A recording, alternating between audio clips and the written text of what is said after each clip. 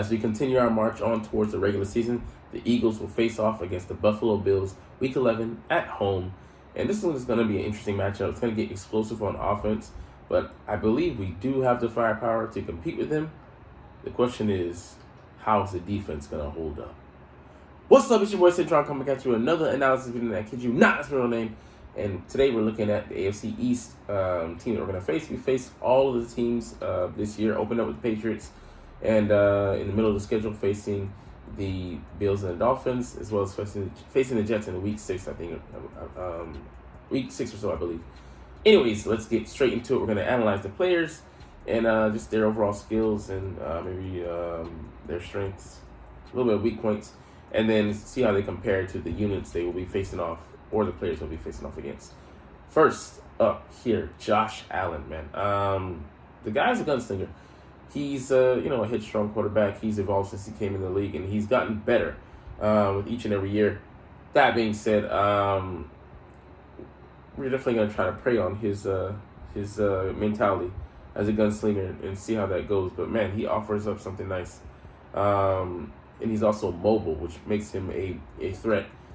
Not in the same way that Hurts is. He's not very elusive, but man, he just bowls you over. So we'll have to watch out for that and see how the defense plays him, whether they have someone spy on him or not. It'll be interesting. He might be one of the first quarterbacks this season we'll face with that dual nature.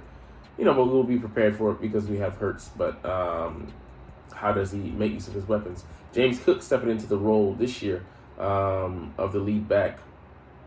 And he offers a very interesting skill set, good receiver, as well as being a pretty good damn runner of the football. And he's on the smaller side, but they also have some backs to spell him to come in. But he is the lead threat out there, and we'll see how we match up with him and who we put on him, and if we're able to contain him. Stephon Diggs, one of the best in the game, one of the top, I would say, 5 best receivers in the game. An excellent route runner. He's like a bigger Devonta Smith, but he is known for his route running. He stepped his game up since he came to Buffalo, was paired with a top quarterback in Josh Allen. And, man, they just have a mind meld, a sync, where, he is right where he needs him to be. He's an amazing deep threat as well. I mean, he threatens all levels of the field, but he's quite dangerous with the ball in his hands. So how we will defend him, we'll see about that later. Gabe Davis, he popped up 2 years ago. Really went off in the playoffs. I think he had like 3 touchdowns in one game. It might have been 5 in a span, but he was lights out in the playoffs. Didn't have the type of year he expected to have coming off of that in 2022, but we'll see. He's going to be fully healthy, looks like, and what does he bring to the table as a number 2? And they have like some guys fighting for number 3 as well. So, but I think we match up very well with them. Dawson Knox and Dalton Kincaid, both tight ends, both more mainly of the main skill set. I love that Dalton Kincaid was snatched in the first round right before the Cowboys wanted to get him. So nice job, Bills. Another tight end stolen successfully from Dallas. We have the one Dallas, we stole from Dallas. There's no pun intended. That's his name. What his parents named him because they were Cowboys fans, but he's in Philly, baby. But they can present some problems. How are we going to match up with them? Are we going to take, James Bradbury and put him on one of those guys and then use maybe Josh Jobe to cover Gabe Davis, which he should match up very well with on the physical front, on paper, as far as like just the size goes and the dimensions. But how far along is the rookie here? Because it'll be week 11. He won't be just a greenhorn. It will be telling, and that might be the queen piece chess matchup that could tilt the odds in the Bills' favor with regards to that matchup. All right, let's get to the O-line here. Deion Dawkins, he's I think an above average tackle. They struck gold there recently. Or in recent history, like the last 10 or so years, having good guys there, even if they traded away to the Eagles. Connor McGovern, decent, left guard. He's in between Jag and solid. Mitch Morse, more of the Jag variety. Osiris, he looks to be a fierce guy, drafted out of first round out of Florida. Will he win the battle? I don't know if he's won the battle as we speak. but he's a fierce competitor. And the other guy might just be solid, but Cyrus is definitely an upgrade. But can we get over on him being this deep into the season? Spencer Brown, he's a solid guy. I mean, he's in between average and solid, but the O line can be exploited. We'll get into that a little bit later. Von Miller, obviously, historically speaking, one of the best pass rushers to come out of Texas A&M into the league. It was once with Denver. Even spent some time and won a ring with the LA Rams, but coming over here in a blockbuster $100 million deal. Kind of market setting. He tore his ACL last year, and he's going to be bouncing back. So I don't know what Von will see, but he's a solid guy. But, when he's right, he's spectacular. But we'll see if I'm not going to mention who he's going up against. We'll get to that later. But Ed Oliver, a smaller guy, but very quick. He got a contract extension this offseason, and man, he's an up and rising guy. But I can't say that. Yeah. Anyways, Daquan Jones, solid, improving. Greg Russo, a good sneaky threat off the edge. Matt Milano, just the tackling machine. He patrols the middle, the boundaries of the field. Terrell Bernard, can't say I know him, so he's not that good. But who knows if he can have growth this year. Tre'Davious White, man, was up until a couple of years ago one of the premier corners, tore his ACL, and he just hasn't been the same. Can he finally bounce back after having another year distancing himself from that injury? We'll see if he rounds back into form. Kaiir Elam played very solidly last year. The corner rookie out of Florida last year. He got a year of experience, and he played solidly. So can he take the next step? Teron Johnson, he's a decent corner. But I think they're gonna have problems with matchups with us. Jordan Poyer and Micah Hyde, two solid safeties, but they both missed some time last year. Micah Hyde, I think, missing the most. But they are a solid set of safeties, but they're not the most athletically gifted, so they can be had. Now going to the matchups.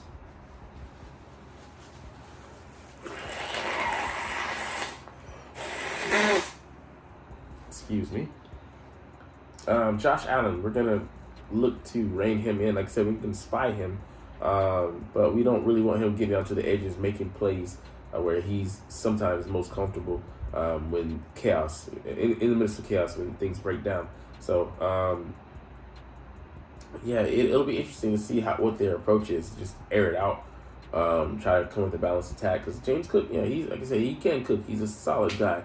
But it'll be interesting to see where our run defense is up until this point, because he's not the guy that's going to test you the most, but he's sneaky good. So, and like I said, his receiving chops, Nakobe Dean, how has he been at up until this point covering backs, as well as who's our coverage linebacker on backs? It could be Nolan Smith. We could maybe use him in that role, or it could be Christian Ellis. Who knows who's starting next to Nakobe Dean at this point? Diggs is going to be a tough assignment for our boy Darius Slay, but he can do it. He shut down one of the premier receivers, if not the best receiver in the league last year, in Justin Jefferson. And just give him the leeway to be able to go out there and operate. And, leave him to Diggs and then let everybody else, fall where they may. Gabe Davis, like I said, we could cover him sometimes with maybe Josh Jobe when we put Bradbury onto Dawson Knox or Dalton Kincaid. So, but I believe the problem is going to be covering both of them. So one of them might be left open.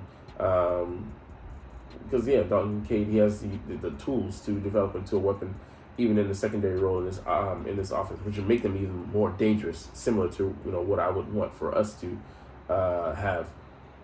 And I believe that we can match up very well across the board with the receivers, but I also think we might have to play Sidney Brown or Terrell Emmons on one of their tight ends. So that also could be a very valid option. And Reed Blankenship, maybe let him stick in coverage and maybe just try and rob one of these guys coming down on an INT. But it's going to be an interesting matchup, man. Their offense is top-notch. This is Bureau's top 5 in the league.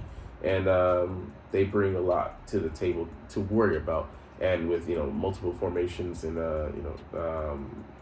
different packages they can throw at you. Like I said, the line is mostly average, man.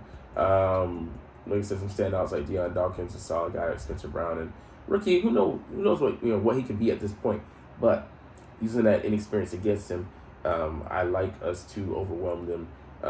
We have we just have a strong interior unit as well as exterior unit, and man, it could be a long day for Deion Dawkins and the bunch. Connor McGovern, we dominated him when he was with the Cowboys. And yeah, up the middle of that offense could be where we offensive line could be where we attack. I mean the edges as well, but we're gonna play a lot of games and stunts and such. So we should be winning this battle.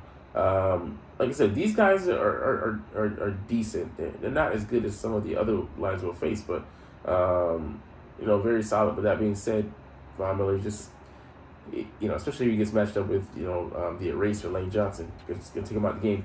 If that's Greg Russo, just count him out, and you have only these three guys to concentrate on a mountain and attack. It's not gonna be they're not gonna be able to do it. Insurmountable.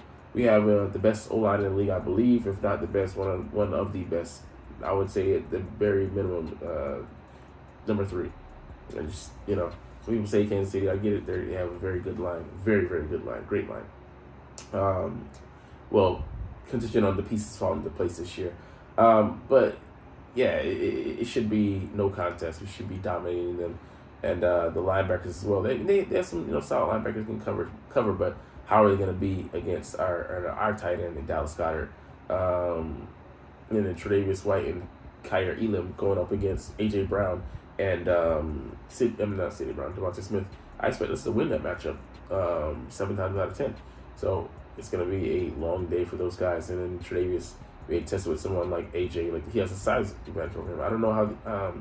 I know he's like 6'1" or something like that, but he's still a greenhorn. So I expect us to work him over and give him some good lessons, man, for the future. Just won't be that day, today that he wins. And like I said, the safeties are solid, but we have running backs and like DeAndre Swift or test these guys in coverage. So he has so much you can flood them with. I just don't think they're gonna be able to match up on defense. And like I said, I don't think this is a blowout. I think this is maybe like a 7 to 10 point win, but I think we're able to get over on them and to get enough stops on offense, on their offense, and then overwhelm them on defense. So I have the Eagles winning this one by, in the NFL, would be a comfortable margin, 10 points. But 7, I wouldn't. I mean, it wouldn't be out of the ordinary for it to be a tight matchup. All right, let's get down to the last thing we're going to cover today. The Eagles' 53-man roster that's in the making. We're trying to get there, and we've made some cuts in the process. So the final roster, guys that have been cut, Tyree Jackson, he just, we have 4 tight ends, and he's the odd man out. So we're going to keep Grant Calcaterra and as a number 3, Jack Stoll as a number 2, and obviously Dallas Goedert is number 1. And wouldn't be opposed to, keeping him around and then maybe bringing him up. So practice squad, I have him sitting there because he's a height, weight, speed freak. He got 6'7", 249, and runs a 4.59. So he's a beast. Dan Arnold, we prefer him more over him, and he just kind of really didn't have a chance from the beginning, man. Ian Book was just atrocious in the preseason, so there was no way we were gonna seriously take him seriously, and he was on the roster last year just kind of off of merit off of just pure numbers or whatever, but just wasn't good enough this year, and Ted McKee outplayed him. So Johnny King, I could see him sticking out on the practice squad. He's like 6'5", guy runs a 4.4, 4.45. I'd love to see him try and mature, try to develop into a weapon, and guys that have measurables and that have some potential. I want to see what they can do sticking around. Which is why I really want to see Tyree Cleveland as well stick around and see what he can do developing in our system. Tyrese Robinson, just a numbers game, man. He didn't fit. Dennis Kelly, he didn't play up to his standard. He's a 12-year veteran. He could stick around on the practice squad. I think that would be a logical move for us to do. Because he can't play guard and tackle, so hopefully he sticks around. Brett Toth, just not good enough. Third team guy. Josh Andrews, I would love for him to stick around as our backup sitter, so put him on the practice squad and be able to call him up at the ready, because we don't have a guy in the bench. We'd have to shift things around with Cam Jurgens going at center and maybe Steen coming in at right guard, so we'll see how that goes. Deion Kane, we're just very thick, pause, at receiver. And as far as like guys at the borderline to make the roster or to be on the practice squad, and I don't know. I mean, I can say he's good enough, but he wasn't healthy enough, and he could maybe potentially stick on the practice squad. But I was down for too many receivers: Greg Ward, Johnny King, Tyree Cleveland, Deion McCain, Nagata. So it's gonna be a numbers game. I don't know who comes out, but so whoever we like the most, and I go with measurables and then obviously the potential. But he's a steady hand. Who knows if he doesn't land another practice squad, we could maybe call him in a pinch if he ever reached that point. Cameron Tom, just not good enough, man, to stick around. But anyways, there'll be more cuts to come, and because everybody can't make it. I don't know what number we're at, but it's gonna be a tough go round, and coach is Nick Sirianni's gonna call guys to his office to talk to them directly. And it's gonna be the end of their dream, maybe for now, or maybe forever for good. So we'll see. But anyways, that's the end of today's video. You're not even watching though, but it's all good because as always, I love making these videos. But we're gonna get out of here. But as I always say, it's fly Eagles fly, and let's motherfucking go. Like, comment, share, and subscribe Thanks for watching. Check me out at Centron Anime, Centron Life, or Centron Laughs, or other social media.